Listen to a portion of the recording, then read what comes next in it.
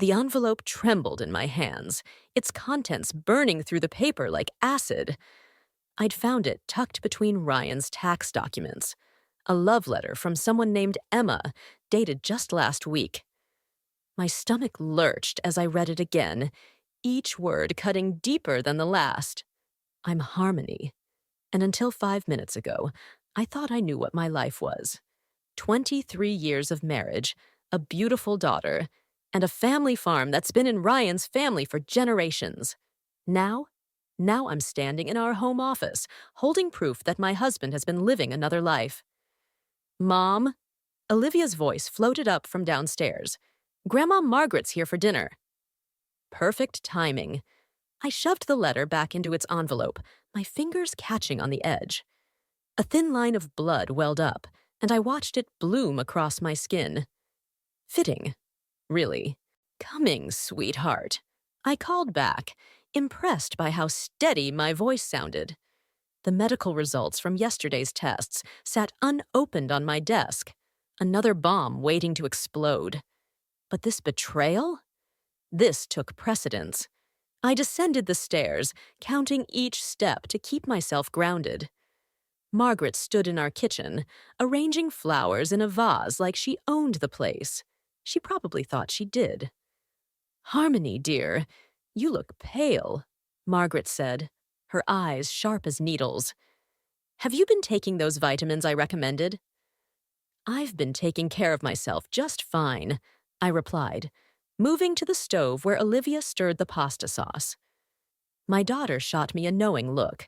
She'd always seen through her grandmother's concerned act. The front door opened, and Ryan's heavy boots crossed the threshold. My husband of 23 years, the man who'd promised to love me forever, walked into the kitchen smelling of hay and lies. Something smells amazing, he said, kissing my cheek. His lips felt like brands against my skin. I stirred the sauce, watching the red liquid swirl. How was your day? Did you finish that paperwork for the bank? Most of it, he answered too quickly. I'll handle the rest tomorrow. Tomorrow. When he'd told me he had a farming equipment auction to attend, the letter in my pocket said otherwise. Emma was expecting him for lunch at their usual place. Actually, I said, turning to face him, I need those documents tonight.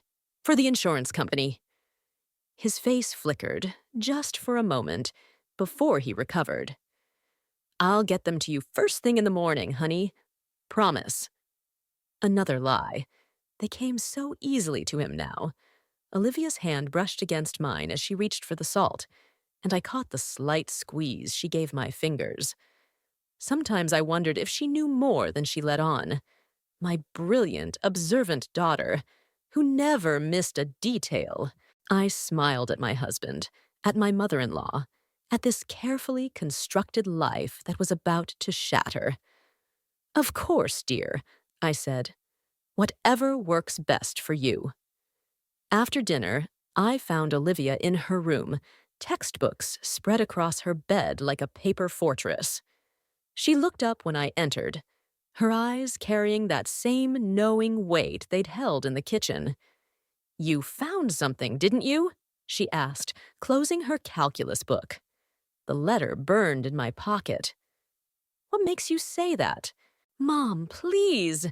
You've been stirring that pasta sauce for 20 minutes, and you barely touched your food. She patted the space beside her.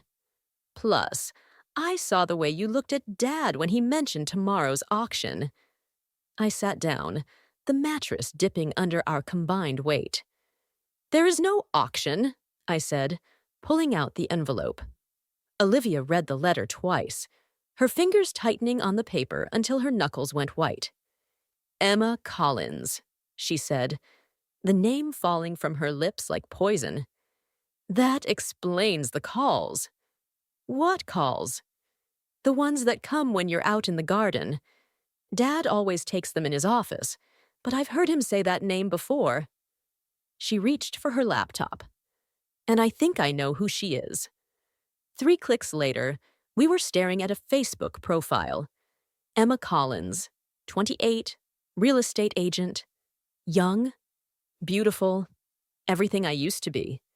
There's more, Olivia said, pulling up another window. Remember when Grandma Margaret insisted Dad needed help with the farm's bookkeeping? Look who got hired 6 months ago. The pieces clicked into place. The late nights at the office, the sudden interest in modernizing their accounting system, Margaret's smug satisfaction at finding the perfect solution to their staffing needs. Your grandmother knows, I whispered. Of course she does. She probably orchestrated the whole thing. Olivia's voice carried a bitterness I'd never heard before. She's always thought you weren't good enough for Dad. The medical results on my desk flashed through my mind. Olivia, there's something else. A knock at the door cut me off. Margaret stood there, her smile tight and practiced. Having a little mother-daughter chat? Just helping with calculus. Olivia lied smoothly, flipping open her textbook. How domestic. Margaret's eyes landed on the envelope peeking from beneath the math book. Harmony, dear, I noticed you seemed distracted at dinner. Is everything all right? I met her gaze, seeing the challenge there. She knew I knew, and she was daring me to do something about it. Actually, Margaret, I've been meaning to ask you about the farm's new bookkeeper. Emma, isn't it? You must know her quite well by now. The temperature in the room dropped 10 degrees. Behind Margaret, I saw Ryan appear in the hallway, his face draining of color. Well, Margaret said, her smile never wavering, perhaps we should discuss this downstairs, as a family. Olivia's hand found mine under the textbook, a silent promise of support, a reminder that I wasn't alone in this fight. Yes, I agreed, standing up. Let's discuss it all. The farm's financial records spread across my brother Samuel's dining room table like evidence at a crime scene. 3 hours of digging through papers I'd stolen from Ryan's office, and my hands wouldn't stop shaking. These numbers don't add up, Samuel said, tapping his pen against a stack of invoices. There's money moving through accounts that don't exist in the official books. I reached for my coffee, now cold. How much? Hundreds of thousands. He circled another figure. And look at these equipment purchases. The prices are inflated, but the difference isn't showing up in the farm's accounts. My phone buzzed. A text from Olivia. Grandma's looking for the papers. Dad's freaking out. They know, I said, showing Samuel the message. I need to get these back before... The doorbell rang. Through the window, I saw Ryan's truck in the driveway, Margaret in the passenger seat. Samuel stood, his face hardening. Go upstairs. I'll handle this.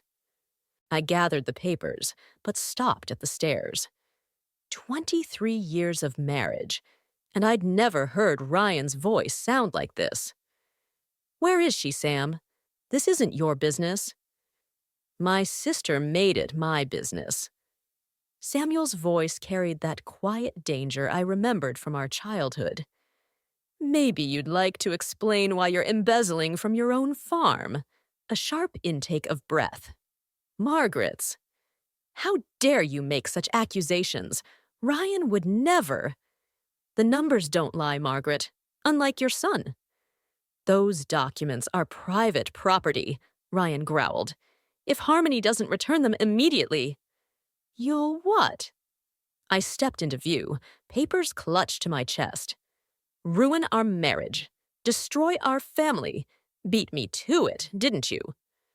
Ryan's face flushed. You don't understand. Emma and I... Emma? Samuel cut in. The bookkeeper? Well, that explains the creative accounting. Mother, please wait in the truck, Ryan said, but Margaret stood her ground. This is ridiculous. Harmony's always been jealous of any woman who shows Ryan attention. If she'd been a better wife. A better wife? My laugh sounded foreign to my own ears. While you two were busy finding Ryan the perfect mistress, I was sitting in a doctor's office, learning I might have cancer. The silence that followed felt like a physical blow. Ryan's face went slack, Margaret's hand flew to her throat, and Samuel moved closer to me. "The tests," Ryan whispered. "The ones you wouldn't talk about." "Funny how you never asked again. Too busy with your lunch dates?" I pulled out my phone, showing them the screen. "Olivia's been documenting everything. Every meeting, every transaction, every lie. So here's what's going to happen. You're going to sign over half the farm's value to me, or I'm taking these papers to the police." Margaret stepped forward. "You wouldn't dare destroy this family's legacy." "Watch me," I said. And for the first time in 23 years, she took a step back. The oncologist's office felt colder than I remembered. 3 days after confronting Ryan, and here I sat, alone with my test results finally opened. Stage 2, treatable but aggressive. The irony wasn't lost on me. While I'd been gathering evidence of my husband's betrayal, my own body had been plotting its own rebellion. My phone lit up with a message from Emma Collins. My finger hovered over delete, but something made me read it. "We need to talk. There's more you should know." The coffee shop she suggested was 30 minutes away. I watched her through the window before entering. Younger than me, yes, but her shoulders carried the same weight I'd seen in my own mirror. "Thank you for coming," she said, pushing a folder across the table. "I've been keeping records." Inside were printouts of bank transfers, text messages, and photographs. Not just of her and Ryan, but of other women, other accounts. "I'm not the first," Emma said, her voice barely above a whisper. "Margaret, she has a system. Find young women who need money, offer them jobs, arrange meetings with Ryan.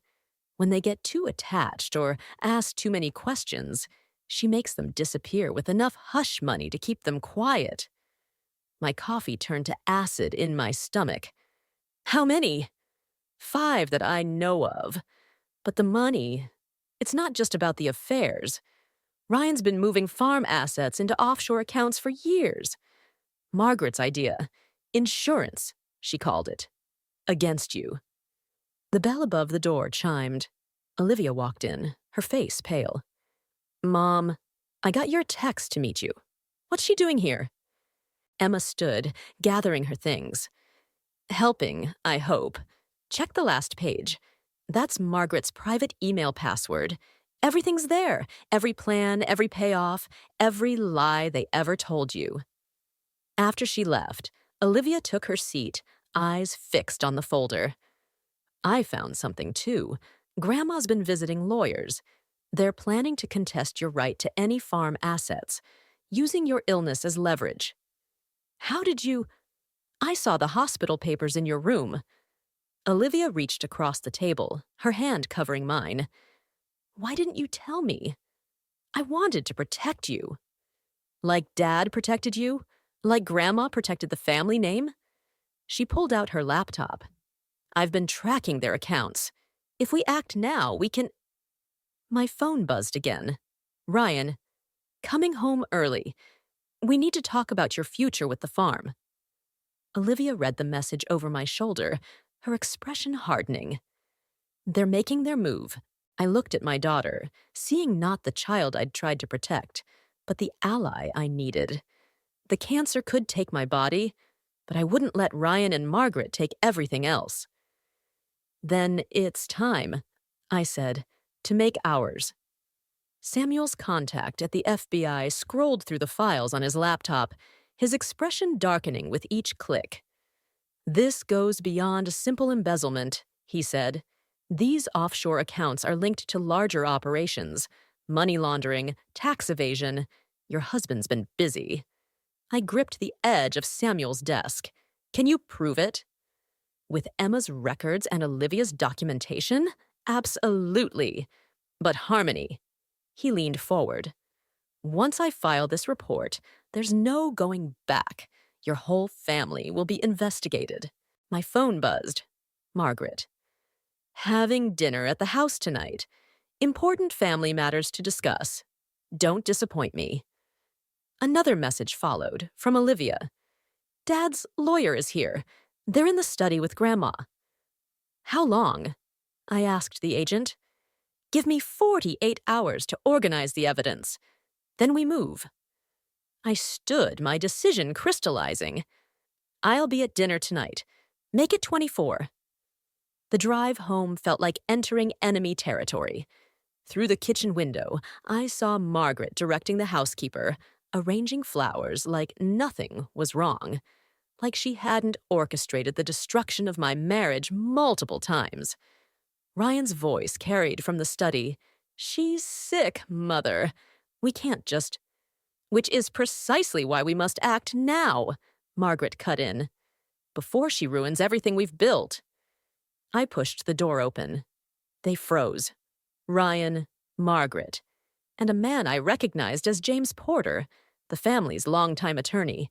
Harmony. Margaret recovered first. We were just discussing my illness or the fact that you're planning to use it against me. I moved to Ryan's desk, running my finger along its polished edge. Interesting timing, considering what the FBI might find in those offshore accounts. The color drained from Ryan's face. James Porter cleared his throat, gathering his papers. Perhaps we should reschedule. Stay, I said, my voice harder than I'd intended. You'll want to hear this. Olivia appeared in the doorway, laptop in hand. I have the files ready, Mom. Margaret's eyes narrowed. What files? Everything, Olivia said. The other women, the missing money, your emails, planning it all. Did you really think I wouldn't protect her? Ryan stepped toward me, hands raised. Harmony, please. We can work this out. The farm? Our family. Our family? I laughed, the sound sharp enough to make him flinch. You mean your empire of lies? Well, here's the truth. In 24 hours, every dirty secret you've buried comes to light. Unless what? Margaret demanded. I pulled out the papers Samuel had prepared. You sign over half the farm's assets to me. Clean assets, legally documented, and Ryan admits to everything in the divorce proceedings. You wouldn't dare destroy. Try me. I met her gaze. I'm dying anyway, remember? What else do I have to lose? The hospital corridor stretched endlessly before me as I followed the oncologist to her office. My latest test results had come back, and the timing couldn't have been worse. 23 hours left before the FBI moved, and my body was betraying me just like everyone else. The cancer has spread more aggressively than we anticipated, Dr. Chen said, laying out scan images. We need to start treatment immediately. My phone buzzed. A text from Samuel. Ryan's emptying accounts, moving faster than expected. We need to act now. Another message followed from Olivia. Grandma's called an emergency board meeting. They're voting to remove your name from the trust. Mrs. Sanders? Dr. Chen's voice pulled me back. Did you hear what I said? Without immediate intervention. How long do I have? The words tasted like ash. She hesitated. With aggressive treatment, maybe. The office door burst open. Margaret stood there, Ryan behind her, both wearing expressions of concerned triumph. Dr. Chen, Margaret said smoothly, I'm Ryan's mother. Given my daughter-in-law's condition, we're concerned about her ability to make medical decisions. We've brought papers. Get out! My voice shook, but I forced myself to stand. Harmony, be reasonable. Ryan stepped forward.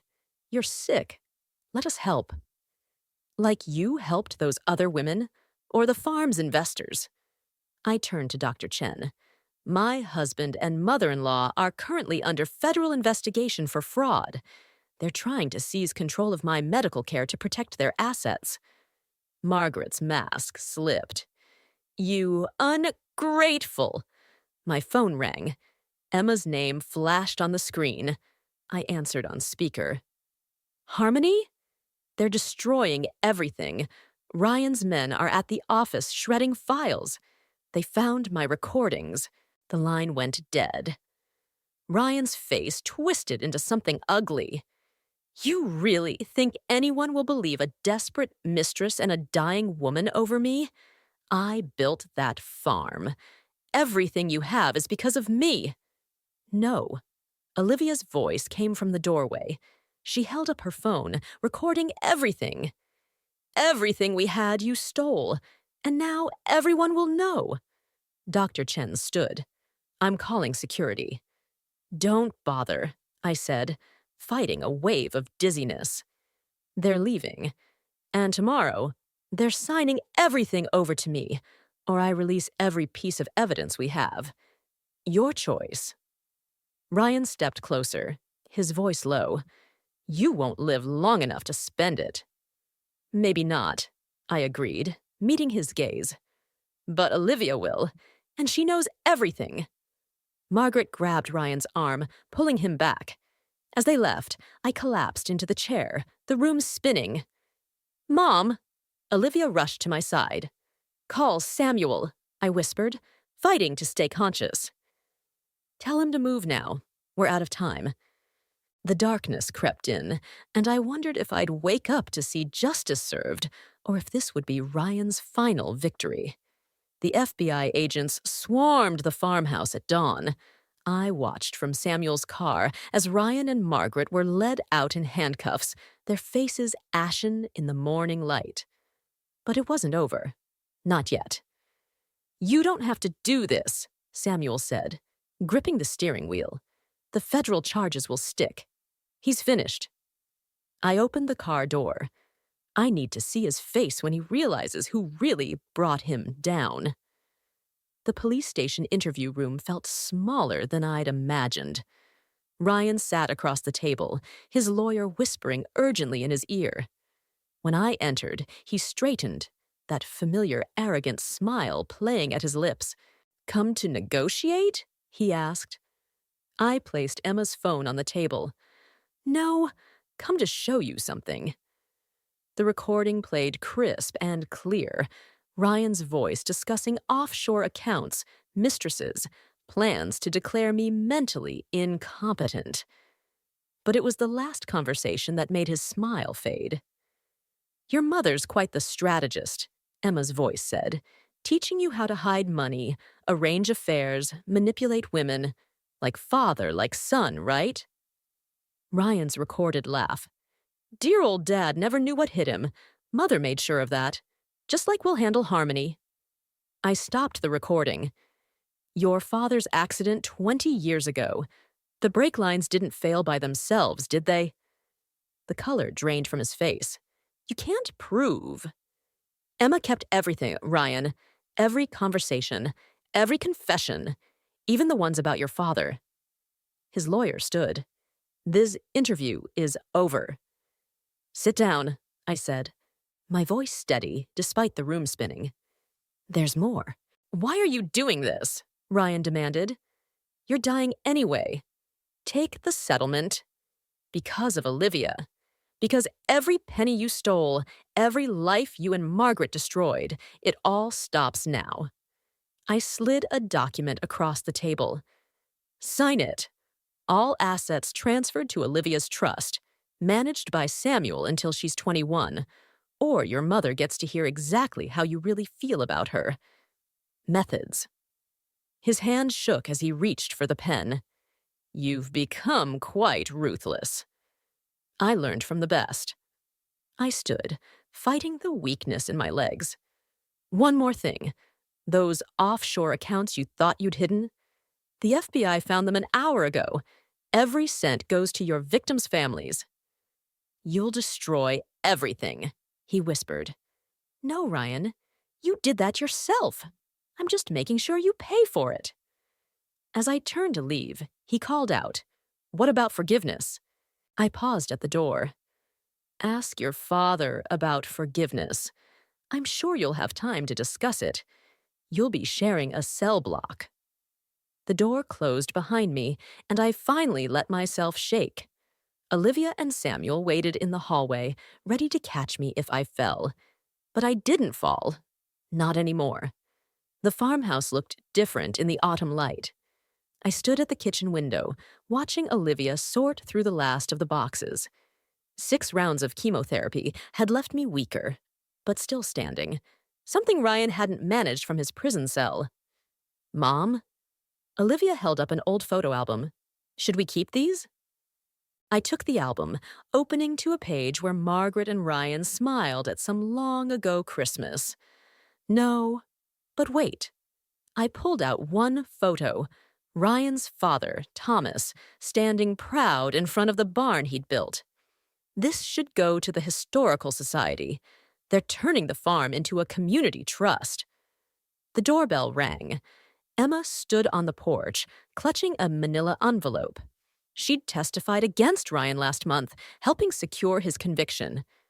I found these in an old storage unit, she said, handing me the envelope. Letters between Margaret and Ryan, discussing Thomas's accident. I thought, maybe the truth should finally come out. I studied the yellowed papers, feeling their weight. Some truths serve no purpose, except revenge. Isn't that what this was all about? Emma asked. At first. I walked to the fireplace, where embers still glowed from morning coffee. But revenge doesn't cure cancer. It doesn't build futures. The letters caught quickly, curling into ash. Samuel arrived with lunch and news. Margaret's plea deal went through. She'll serve 5 years. The board approved transferring the farm to the community trust, with Olivia as a primary stakeholder. And the other families? I asked. The restitution payments started today.